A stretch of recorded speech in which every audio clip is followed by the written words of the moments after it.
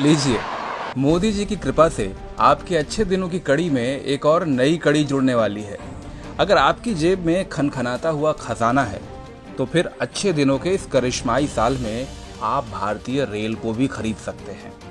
जी हाँ, अब कागज कलम उठा के ताज़ा खबर नोट कर लीजिए। खबर यह है कि देश के 109 रूट पर चलने वाली 151 रेलगाड़ियों की बोली लगाने के लिए बाजार खोल दिया गया है। इसका सीधा सा मतलब ये है, आइए, बोली लगाइए और ट्रेन खरीद लीजिए। जी हाँ, पड़ गए ना चक्कर में। आज़ाद भारत के इतिहास में ऐसा पहली बार होने जा रहा है। धन्य है पीयूष गोयल जी और धन्य है मोदी जी का विजन। अब तक तो हम और आप सिर्फ ट्रेन का टिकट खरीदते आए थे। अब मोदी जी और पीयूष गोयल की कृपा से कोई भी बिजनेसमैन, धंधे वाला आदमी, कोई भी सेठ जी, कोई भी लाला जी चाहें तो पूरी की पूरी ट्रेन रूट समेत खरीद सकते हैं। और अब सवाल यह है कि सेठ जी ट्रेन खरीदने के बाद करेंगे क्या? अब सेठ जी कोई सरकार तो है नहीं जो आपकी सुविधा के लिए ट्रेन चलाएंगे। वो कमाएंगे मुनाफा और हर उस तरीके से कमाएंगे जैसे वो कमा सकते हैं। वाकई तारीफ करनी होगी मोदी जी की।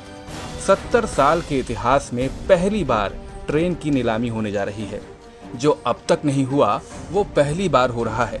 जो नेहरू जी तक नहीं कर पाए वो मोदी जी करने जा रहे हैं। वाह मोदी जी वाह। गरीबों का ख्याल हो ना हो, कारोबार करने वाले सेठ जी लोगों का कितना ध्यान है।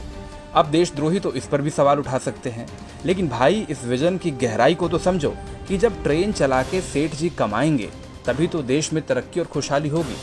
अब क्या हुआ कि बाद में महंगी टिकट की वजह से गरीब आदमी ट्रेन की टिकट ना खरीद पाए। वैसे भी गरीब लोगों को ट्रेन का सफ़र कहाँ पसंद आता है। अभी हाल ही में तो सबने देखा था कि मोदी जी और गोयल जी की इतनी सारी ट्रेन चलने के बावजूद ये जिद्दी गरीब लोग पैदल ही अपने गांव जाते थे। हो सकता है कि यहीं से मोदी जी और पीयूष गोयल जी को ट्रेन को प्राइवेट सेक्टर को बेचने का आइडिया भी आया हो।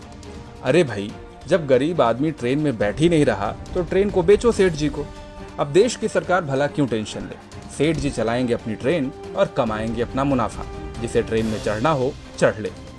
भाई वाह, गरीब लोगों से लेकर सेठ जी तक के फायदे के बारे में सोचने वाली ऐसी दिलदार सरकार की तारीफ तो बनती है।